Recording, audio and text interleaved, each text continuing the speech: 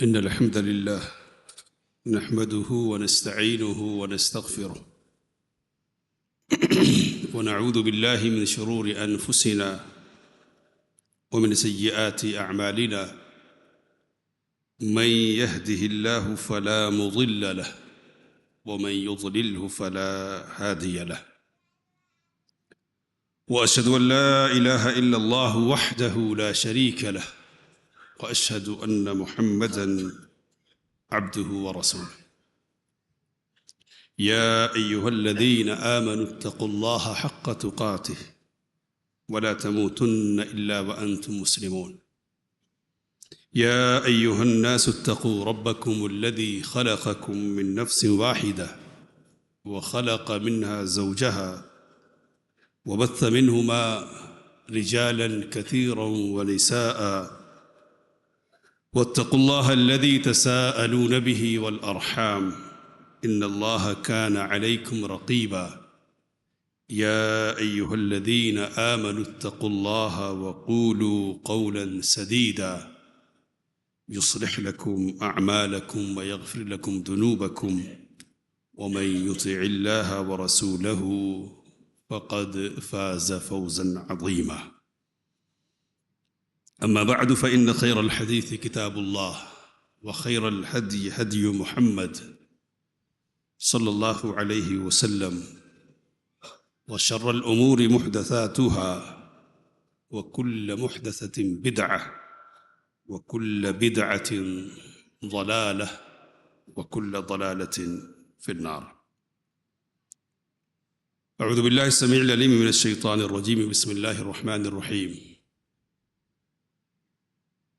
في بيوت أذن الله أن ترفع ويذكر فيها اسمه يسبح له فيها بالغدو والآصال رجال لا تلهيهم تجارة ولا بيع عن ذكر الله وإقام الصلاة وإيتاء الزكاة يخافون يوما تتقلب فيه القلوب والأبصار وقال النبي صلى الله عليه وسلم من غدا إلى مسجد لا يريد إلا أن يتعلم خيرا أو يعلمه كان له كأجر حاج تاما حجته أو كما قال عليه الصلاة والسلام رب اشرح لي صدري ويسر لي أمري واحلل عقدة من لساني يفقهوا قولي سبحانك لا علم لنا إلا ما علمتنا إنك أنت العليم الحكيم ساری تعریفیں ہر قسم کی بڑائی اور کبریائی اللہ وحدہ لا شریک کے لیے لائق و سزاوار ہے صلاۃ و سلام کا نزول ہو اللہ کے تمام نبی اور رسولوں پر خصوصیت کے ساتھ آخری نبی جناب محمد الرسول اللہ صلی اللہ علیہ وسلم پر محترم حاضرین جمعہ اللہ کے فضل اور اس کے کرم سے اس وقت ہم اللہ کے گھروں میں سے ایک گھر میں جمع ہیں اللہ کے گھروں کو ہم مساجد کے نام سے جانتے ہیں یہ بات بھی ہمارے لیے کوئی نئی نہیں ہے کہ روئے زمین کے تمام مقامات اور تمام جگہوں میں سب سے زیادہ پسندیدہ اور سب سے زیادہ محبوب اگر کوئی مقام اور جگہ ہے تو یہ مساجد ہے نبی صلی اللہ علیہ وسلم کی حدیث کے الفاظ ہیں کہا کہ احب البلاد الی اللہ مساجد تمام جگہوں میں سب سے زیادہ محبوب جگہ زمین کی مسجد ہے تو یہ محبوب ترین مقامات ہیں جو لوگ اس مقام سے جڑتے ہیں اور جن کو اس مقام سے تعلق ہوتا ہے ان کا بھی اللہ تعالیٰ کے یہاں بڑا مقام اور مرتبہ ہے۔ مسجد کی طرف چل کر آنے والے، مسجد سے اپنے دل کو جوڑ کر رکھنے والے، مسجدوں میں بیٹھ کر اللہ تعالیٰ کی کتاب کی تلاوت کرنے والے، اللہ کے ذکر میں مشغول رہنے والے، یہ سارے کے سارے لوگ اللہ تعالیٰ کے یہاں بڑے محبوب ہیں۔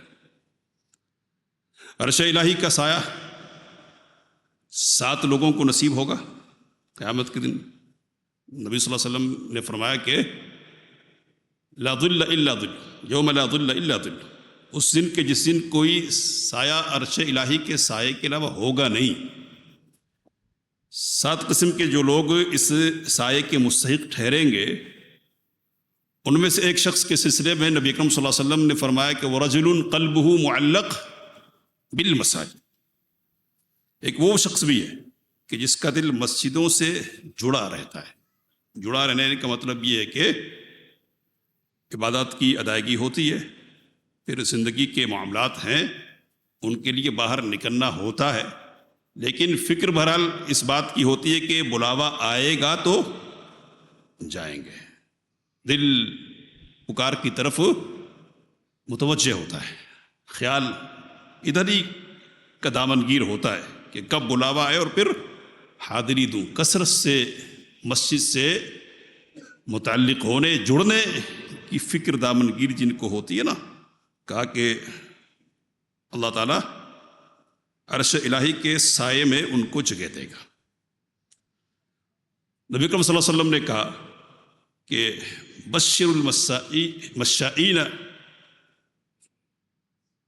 فی الظلم بالنور التام یوم القیامہ، جو تاریکیوں میں عشاء اور فجر کی نماز کے لیے مسجدوں کی طرف آتے ہیں نا چل کر، کہا کہ ان کو خوشخبری سنا دو کہ قیامت کے دن جب تاریکیاں ہوں گی نا، پل صراط پر چلنا مشکل ہو جائے گا، تو ایسے لوگوں کو مکمل روشنی اللہ تعالیٰ کی طرف سے فراہم کی جائے گی۔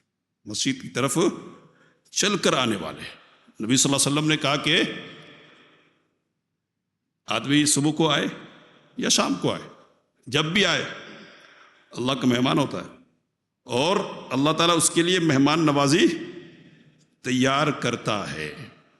تو یہ اور اس طرح کی فضیلت کی بہت ساری روایتیں ہیں۔ آج صرف 2 یا 3 باتیں کرنے کی جن کو ہم اختیار کر سکتے، مشکل کچھ بھی نہیں ہے، اور اختیار کرے تو اجر اور بدلہ اللہ تعالیٰ کی طرف سے بڑا ہے۔ 2-3 باتیں ہیں، تو وہ 2-3 باتیں جن حدیث میں ان کو پہلے پڑھیں گے، پھر انشاءاللہ ان 3 باتوں پر توجہ دلانے کی کوشش ہوگی۔ اللہ کے رسول صلی اللہ علیہ وسلم نے ارشاد فرمایا کہ صلاۃ الرجل فی الجماعہ تضعف علی صلاته فی بیتہ وفی سوقہ 25 درجہ۔ ایک آدمی گھر میں نماز ادا کرتا ہے اور ایک آدمی مسجد میں باجماعت نماز ادا کرتا ہے، کہا کہ باجماعت نماز ادا کرنے والے کی نماز گھر میں یا بازار میں نماز ادا کرنے والے کے بالمقابل 25 درجے، اور دوسری باتوں میں 27 درجے کی بات ہے، تو 27 درجے زیادہ فضیلت کی حامل ہے۔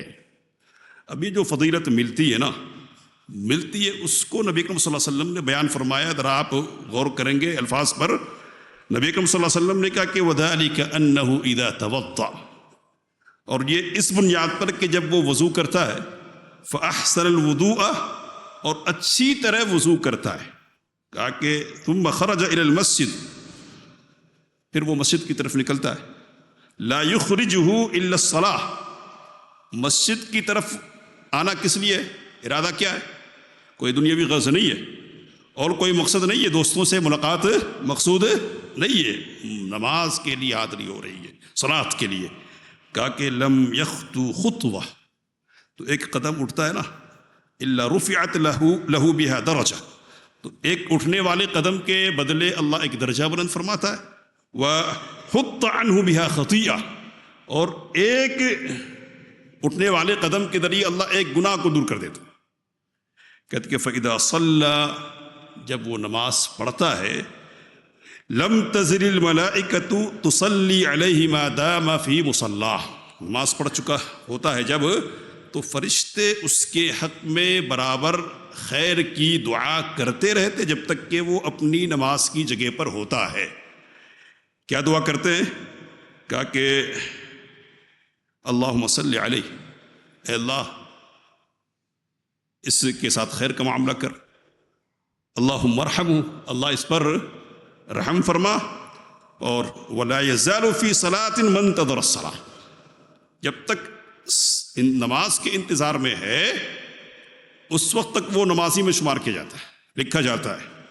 کہا کہ وہ فی روایت، اور ایک روایت میں ہے کہ نبی اکرم صلی اللہ علیہ وسلم نے فرمایا کہ فرشتے کہتے اللہم اغفر لہ، اے اللہ اس کو بخش دے، اللہم تب علیہ، اے اللہ اس پر توجہ فرما، اس کی توبہ قبول فرما لے۔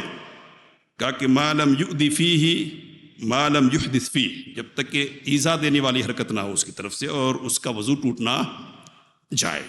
یہ ایک روایت ہے، ایک دو روایت اور پڑھیں گے انشاءاللہ، پھر بات کریں گے آپ کے سامنے۔ نبی اکرم صلی اللہ علیہ وسلم نے ارشاد فرمایا کہ من تطہر فی بیتہ، جو اپنے گھر میں اچھی طرح پاکیزگی حاصل کر لے۔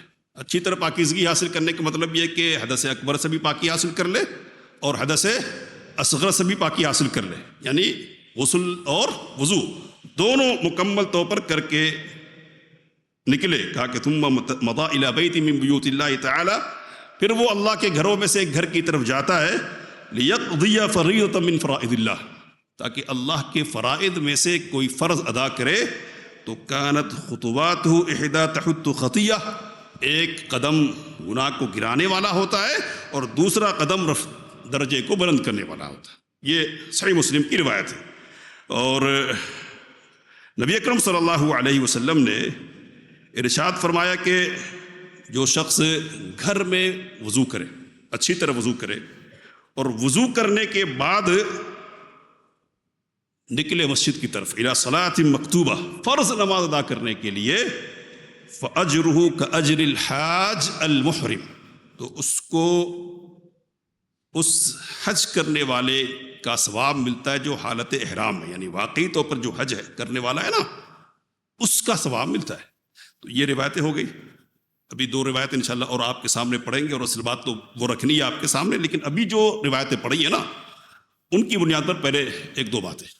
پہلی بات یہ کہ فضیلتیں تو بہت ساری سنی ہم نے نا، لیکن ان فضیلتوں کے بیچ میں ایک چیز آپ یہ غور کریں گے کہ ترغیب اس بات کی دی گئی کہ گھر سے وضو کر کے آیا جائے۔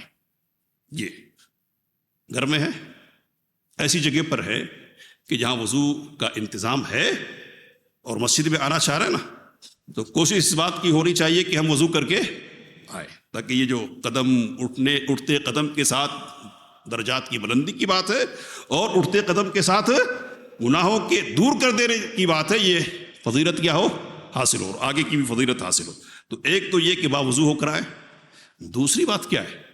تو دوسری بات یہ ہے کہ نیت کر کے آئے۔ نیت کیا ہو؟ اذان ہو گئی،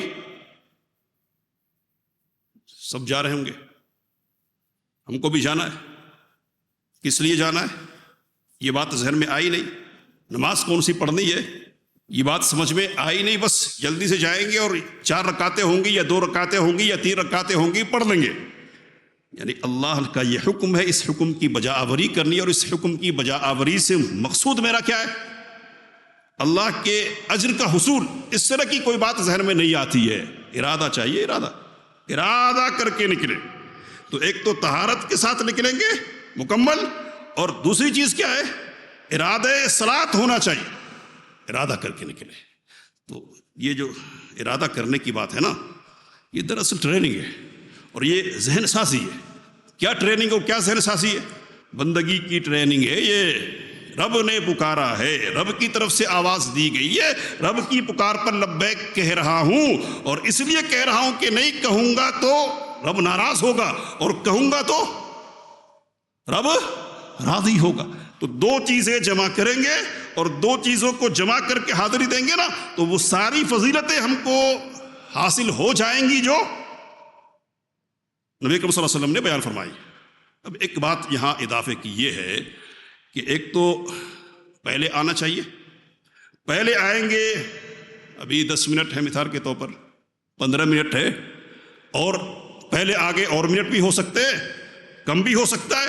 نبی اکرم صلی اللہ علیہ وسلم کہہ رہے کہ انتظار صلاۃ میں اگر آدمی بیٹھا بھی ہوگا نا تو کیا ہے، کہا کہ نماز ہی میں ہے، نماز ہی میں ہے، تو پہلے بھی نماز میں اور بعد میں نماز ہو گئی ہے، نماز ہو گئی ہے، پھر آدمی اللہ کے ذکر کے لیے یا دوسری نماز کے انتظار کے لیے بیٹھتا ہے نا تب بھی نماز ہی میں ہے۔ حافظ ابن رجب رحمۃ اللہ علیہ نے یہ سوال اٹھایا کہ پہلے آ کر نماز کے لیے انتظار کرنا اور بیٹھنا یہ افضل ہے یا نماز کے ہو جانے کے بعد ذکر کرتے ہوئے اللہ تعالیٰ کا بیٹھنا یہ افضل ہے؟ تو حافظ ابن رجب رحمۃ اللہ علیہ نے لکھا کہ بعد میں بیٹھنے کی فضیلت زیادہ ہے۔ دعوت گئی ہے نا، دعوت پر لبیک کہا آپ نے، نماز کے لیے مجبوری ہے کہ بیٹھے رہیں گے، آپ انتظار کریں گے، جماعت کے ساتھ نماز پڑھنی ہے، لیکن جماعت ہو گئی ہے، سلام پھیر دیا گیا ہے، تو اب اس کے بعد کیا ہے؟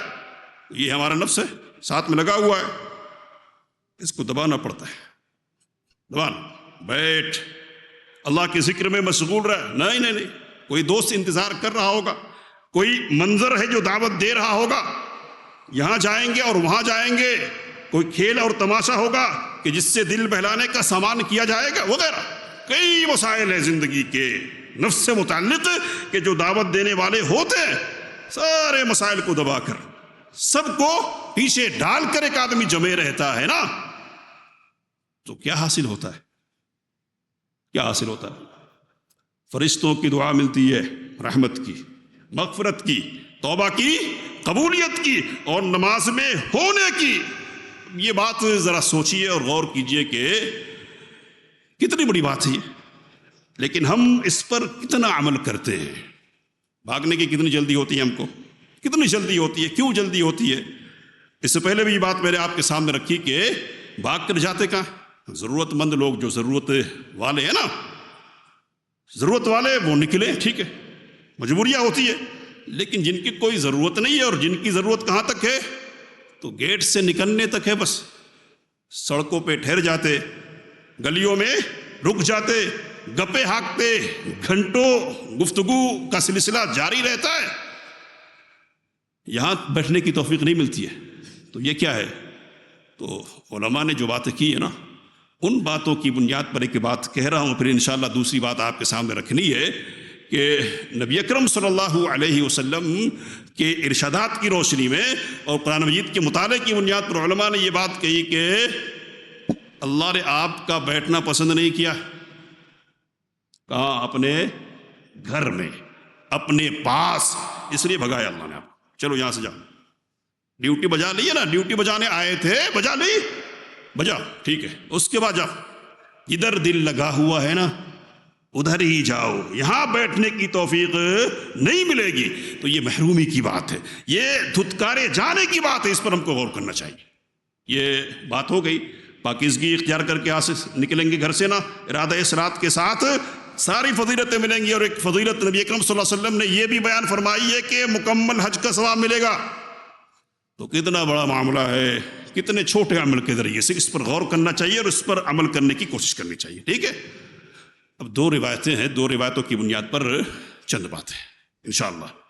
نبی اکرم صلی اللہ علیہ وسلم نے ارشاد فرمایا کہ من غدا الى مسجد لا يريد الا ان يتعلم خيرا او يعلم كان له كاجر حاج تاما حجته او كما قال علیہ الصلوۃ والسلام۔ طبرانی کی روایت ہے، علامہ البانی رحمۃ اللہ علیہ نے اس کو صحیح کہا کہ ایک آدمی کسی مسجد کی طرف آتا ہے، مسجد کی طرف کس لیے آ رہا، ارادہ کیا ہے اس کا؟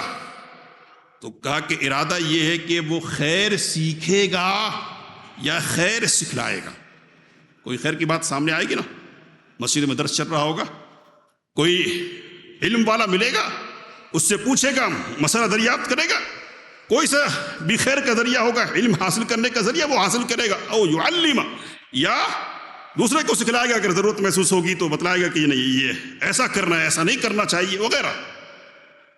کیا کہا نبی اکرم صلی اللہ علیہ وسلم نے کہ اس کے لیے مکمل ایسے حاجی کا ثواب لکھا جائے گا کہ جس نے اپنا حج مکمل کیا ہے، یعنی جو حج کے ضوابط ہیں، حج کے جو شروط ہیں، حج کے جو آداب ہیں، ارکان ہیں، سب کو ٹھیک ٹھیک بجا لانے کی بنیاد پر مقبول حج کا جو ثواب ملنے والا ہے نا، وہ ثواب آدمی کو ملے گا۔ یہ ایک روایت ہو گئی، اس کو ذہن میں رکھیے۔ ایک اور روایت پڑھتے پھر بات انشاءاللہ رکھیں گے۔ نبی اکرم صلی اللہ علیہ وسلم نے کہا کہ من دخل مسجدنا هذا ليتعلم خيرا او يعلم كان كالمجاهد في سبيل الله۔ جو ہماری اس مسجد میں داخل ہو، علماء کہتے ہیں کہ اس مسجد سے مراد عام مساجد بھی ہو سکتی ہے اور خاص مسجد بھی، یعنی نبی اکرم صلی اللہ علیہ وسلم کی مسجد۔ جو علماء کہتے ہیں کہ عام ہے، وہ کہتے ہیں کہ سامنے چونکہ آپ کی مسجد تھی اس لیے آپ نے اپنی مسجد کہی، ورنہ عام کوئی سی بھی مسجد۔ کہا کہ جو آئے مسجد میں داخل ہو کس لیے؟ خیر سیکھنے کے لیے یا خیر سکھلانے کے لیے، تو اس کی حیثیت کیا ہے؟ کل مجاہد فی سبیل اللہ، اللہ کے راستے میں جہاد کرنے والے کی حیثیت اس کی ہے۔ دو روایتیں۔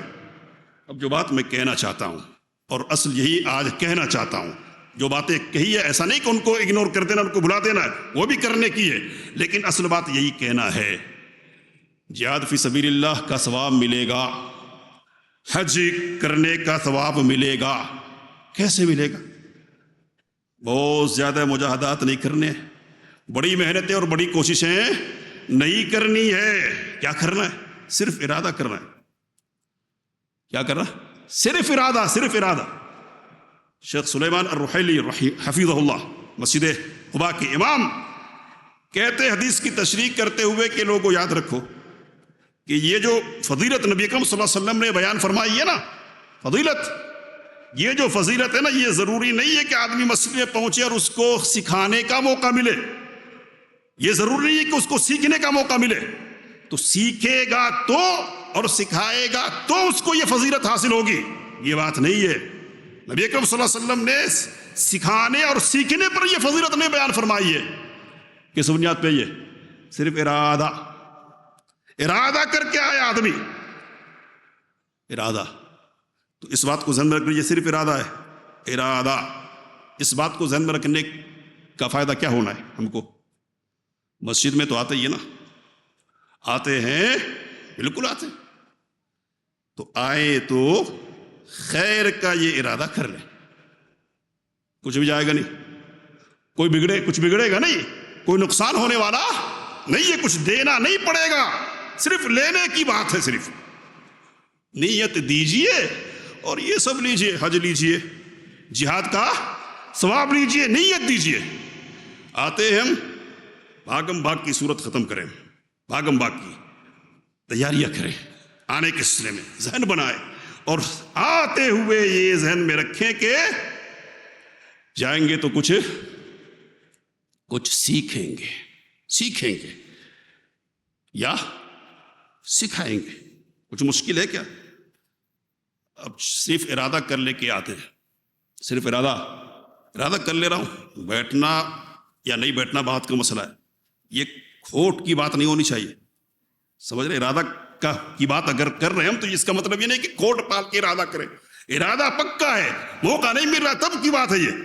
ایسا نہیں کہ پہلے سے ارادہ کر لیتا ہوں، بیٹھنا تو ہے نہیں یا سیکھنا تو نہیں ہے، ارادہ کر کے آئیے کہ سیکھنے کا موقع ملے گا سیکھیں گے، موقع ملے گا تو سیکھیں گے، اور نہیں موقع ملے گا تو ارادہ کیا ہے نا، اس کی بنیاد پر اجر اور ثواب ملے گا، یا سکھانے کا موقع ملے گا سکھائیں گے۔ تو صرف ارادہ۔ میرے بھائیوں، میرے بزرگوں، مسجدیں کس لیے بنائی جاتی ہے؟ جمعہ کے لیے۔ مسجدیں کس لیے بنائی جاتی ہے؟ جماعت کے لیے۔ جمعہ اور جماعت، یہ ان دونوں کا قیام بڑا اہم ہے، لیکن ان دونوں کے قیام کے ساتھ دوسرے بڑے مقاصد ہیں، تو سیکھنے کے اور سکھانے کے بھی مقاصد ہیں، بڑے مقاصد ہیں۔ نماز پڑھیں گے، جو پہلے فضیلتیں بیان کی گئی ہے نا، ان چیزوں کو ذہن میں رکھیں گے، فضیلتیں ملیں گی انشاءاللہ۔ لیکن اس کے ساتھ ساتھ اس کو بھی ذہن میں رکھیے کہ جب مسجد سیکھنے کی جگہ ہے، مسجد سکھانے کی جگہ ہے، اس جگہ جائیں گے تو سیکھیں گے، اس جگہ جائیں گے تو سکھائیں گے اگر اللہ تعالیٰ نے صلاحیت دی ہے۔ مسجد سیکھنے کی جگہ ہے۔ ایک بات نوٹ کیجئے، ترتیب سے کہہ رہا ہوں پھر بات ختم کروں گا، کہ سیکھنے اور سکھانے کا عمل کہیں بھی ہونا یہ بابرکت عمل ہے، عظیم عمل ہے۔ نبی صلی اللہ علیہ وسلم نے کہا کہ جو علم سیکھنے کے لیے کوئی کسی راستے پر چلے نا تو وہ راستہ اس کے لیے جنت کا راستہ ہے۔ جنت کے راستے کو اللہ تعالیٰ اس کے لیے کیا کر دیتا ہے؟ آسان۔ فرشتے اس کے لیے پر بچھا دیتے ہیں، اور آسمان کی مخلوقات بھی اور زمین کی مخلوقات بھی، چونٹیاں بلوں کے اندر، مچھلیاں سمندر کی تہوں کے اندر دعا کرتی ہے۔ تو علم کے حصول، علم کے سیکھنے اور سکھانے کا عمل کہیں بھی ہو کیا ہے؟ بہترین اعلیٰ درجے کا عمل ہے۔ لیکن یہ عمل مسجد میں کیا جائے نا تو اس کی بات کچھ اور ہی ہو جاتی ہے۔ تو علم کی بھی اہمیت اور علم کو مسجد میں سیکھنے کی اہمیت کو ذہن میں رکھیے۔ مسجد میں سیکھیں گے بات الگ ہوگی۔ یہ دو فضیلتیں ہیں۔ نبی اکرم صلی اللہ علیہ وسلم کی دو اور حدیثیں سنیں، بات میں مکمل کروں گا۔ نبی اکرم صلی اللہ علیہ وسلم نے ارشاد فرمایا، بہت مشہور روایت ہے، لمبی روایت کا حصہ ہے، کہ نبی اکرم صلی اللہ علیہ وسلم نے کہا مجتمع قوم فی بیت من بیوت اللہ، کوئی قوم، کوئی جماعت اللہ کے گھروں میں سے کسی گھر میں جمع ہوتی ہے، اس لیے یتلون کتاب اللہ کی کتاب کی تلاوت کرنے کے مقصد سے، وَيَتَدَارَسُونَهُ بَيْنَهُمْ، اور آپس میں سیکھنے اور سکھا لینے کی غرض سے۔ کہا نبی اکرم صلی اللہ علیہ وسلم نے اِلَّا نَزَلَتْ عَلَيْهِمُ السَّكِينَةُ، تو ایسے لوگوں پر اللہ کی طرف سے سکینت اترتی ہے، سکون، قلب کا، دل کا، دماغ کا سکون اللہ تعالیٰ کی طرف سے اترتا ہے۔ وَغَشِيَتْهُمُ الرَّحْمَةُ، رحمت الہی ڈھانپ لیتی ہے، اور وحفتہم الملائکہ، فرشتے تعظیم کے طور پر، اکرام کے طور پر کیا ہے، ان کو گھیر لیتے ہیں۔ اور وذکرہم اللہ فی من عندہ، اور اللہ ایسے لوگوں کا ذکر ان میں کرتا ہے کہ جو اللہ کے پاس ہے، یعنی مقربین بارگاہ الہی کے پاس اللہ ان کا ذکر کرتا ہے۔ اب ایک لمبی روایت ہے، صرف اشارہ کر رہا ہوں کہ مجلس لگی ہوئی ہے، ایک آدمی نیت سے بیٹھتا ہے اور ایک آدمی بیٹھتا ہے کہ دیکھتا ہے کہ لوگ بیٹھے، میں بھی بیٹھ جاتا ہوں بغیر ارادے کے، تو اللہ تعالیٰ کی طرف سے کہا سب کو بخشو۔ فرشتے کہتے کہ نہیں، یہ تو ویسے ہی بیٹھ گیا تھا بغیر ارادے کے۔ کہا کہ ہم قوم لا یشقی بہم جلیسہم، یہ وہ لوگ ہیں کہ جن کے ساتھ بیٹھنے والے نامراد نہیں ہوتے۔ تو یہ جو مجلس علم کی لگتی ہے نا، کچھ سمجھ میں نہیں آئے، کچھ پلے نہیں پڑے نا، تب بھی یہ رحمت ہی کی مجلس ہے، یہ سعادت کی اور نیک بختی کی مجلس ہے۔ یہ حدیث ذہن میں رکھیے۔ اللہ کے گھروں میں سے کسی گھر میں بیٹھ کے ذکر کرنا، تلاوت کرنا اور علم کے لیے مدارسہ کرنا، اس کی بنیاد پر یہ ساری فضیلت نبی اکرم صلی اللہ علیہ وسلم بیان فرما رہے ہیں۔ ایک اور روایت سنا کر بات ختم کر رہا ہوں۔ حضرت نبی اکرم صلی اللہ علیہ وسلم نکلے، دیکھا کہ ایک حلقہ ہے لوگوں کا بنا ہوا، بیٹھ کے باتیں کر رہے۔ نبی اکرم صلی اللہ علیہ وسلم نے کہا کہ میں اجلسکم، کس لیے بیٹھے ہو، کیوں بیٹھے ہو؟ کہا کہ جلسنا نذکر اللہ، ہم اس لیے بیٹھے کہ اللہ کا ذکر کریں۔ تو اللہ کا ذکر کرنے کا مطلب ہے کہ دین کی باتیں کریں، یہ ذکر کا مطلب ہے۔ اور کہا کہ وَنَحْمَدُهُ عَلَى مَا هَدَانَا لِلْإِسْلَامِ، اور اللہ کی تعریف کرے کہ اس نے ہم کو اسلام کی ہدایت دی ہے، اسلام کی توفیق سے نوازا۔ رسول اللہ صلی اللہ علیہ وسلم کہنے لگے اللہ ما اجلسکم الا ذاک، اللہ کی قسم اسی لیے بیٹھے ہو، مقصد بیٹھنے کا یہی ہے؟ کہا کہ واللہ ما اجلسنا الا ذاک، قسم ہے اللہ کی ہم اسی لیے بیٹھے، ہمارے بیٹھنے کا اور کوئی مقصد نہیں ہے، ٹائم پاس کرنا ہمارا مقصد ہے نہیں ہے، دل لگی کرنا ہمارا مقصود نہیں ہے، دنیاوی باتیں کرنے کے لیے ہم نہیں بیٹھے۔ نبی اکرم صلی اللہ علیہ وسلم نے کہا کہ اما انی لم استخلفکم تہمۃ لکم، لوگوں سنو، میں نے تم سے تم کو قسم کھانے کو کہا نا، قسم کی بات کی تمہارے لیے، تو یہ تم پر تہمت کے طور پر نہیں ہے، تہمت کے طور پر نہیں کہ تم پر شک ہے، کچھ اور مقصد لے کر بیٹھے ہو اور کچھ اور کہہ رہے ہو، اس لیے قسم دلا رہا ہوں کہ جھوٹ بول رہے ہو، نعوذ باللہ، یہ مقصد نہیں، اس لیے قسم نہیں دلائی ہے۔ کہا کہ کس لیے؟ کہا کہ وَلَكِنَّهُ أَتَانِي جِبْرِيلٌ فَأَخْبَرَنِي، بات یہ ہے کہ جبریل علیہ السلام میرے پاس ابھی آئے اور انہوں نے مجھے بتلایا کہ ان اللہ عز وجل یباہی بکم الملائکہ، کہ اللہ تعالیٰ فرشتوں پر تمہارے ذریعے سے فخر کر رہا، ادھر تم یہاں نیچے بیٹھے ہو، اللہ کا ذکر کر رہے اور اللہ تمہارا ذکر کہاں کر رہا ہے؟ فرشتوں میں کر رہا ہے. اور فخر کی بنیاد پر دیکھو یہ میرے وہ بندے ہیں کہ جن کے سلسلے میں تم نے یہ کہا تھا کہ کیا کریں گے، یہ خوریزیہ کریں گے، فساد کریں گے، دیکھو کیا کر رہے ہیں. تو اللہ تمہارے سلسلے میں فخر کر رہا ہے. یہ خوشی کی بات تھی نا، تو اس کو پورا پکا بنانے کے لیے اور اس خوشی کی بات کو ذرا پختہ کرنے کے لیے میں نے قسم کی بات کی ہے، دل کو اور خوش کرنے کے لیے. ورنہ تہمت کے طور پر کہ تم پر یقین نہیں ہے اس لیے نہیں ہے. میرے بھائیوں، میرے بزرگوں، جو بات خلاصے کے طور پر کہنی ہے وہ یہ کہ نمازیں پڑھتے ہیں، توفیق دے اللہ ہم سب کو جماعتوں کی پابندی کی، جمعہ کے دن پہلے حاضری کی، یہ ساری چیزیں. لیکن علم کے حصول کا مزاج بنائیے، علم کے حصول کے لیے بیٹھیے، مجلسیں لگائیے تو کچھ سیکھنے اور سکھانے کے مزاج کی بنیاد پر بیٹھیے اور بٹھائیے. ٹائم پاس کرنے کی جگہ یہ نہیں ہے. کس لیے آئیں گے؟ نماز پڑھنے کے لیے ہے ہی وہ، لیکن مزید نیتیں کیجیے، کچھ سیکھیں گے، کچھ سکھائیں گے.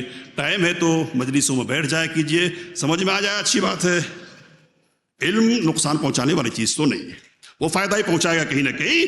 اگر نہیں سمجھ میں آئے نا تب بھی نقصان کا سودا یہ نہیں ہے. اللہ ہمیں سمجھنے کی توفیق دے، ہمیں علم کی توفیق دے، اللہ ہمیں نیتوں کو سدھارنے کی توفیق دے، اچھی نیتوں کی توفیق دے اللہ.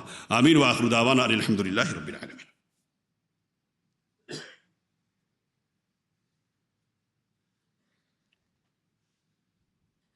الحمد لله رب العالمين، والصلاة والسلام على رسولنا محمد وعلى آله وصحبه أجمعين. أما بعد، إن الله يأمر بالعدل والإحسان وإيتاء ذي القربى وينهى عن الفحشاء والمنكر والبغي يعظكم لعلكم تذكرون. اذكروا الله يذكركم وادعوه يستجب لكم، ولذكر الله تعالى أولى وأعز وأتم وأكبر.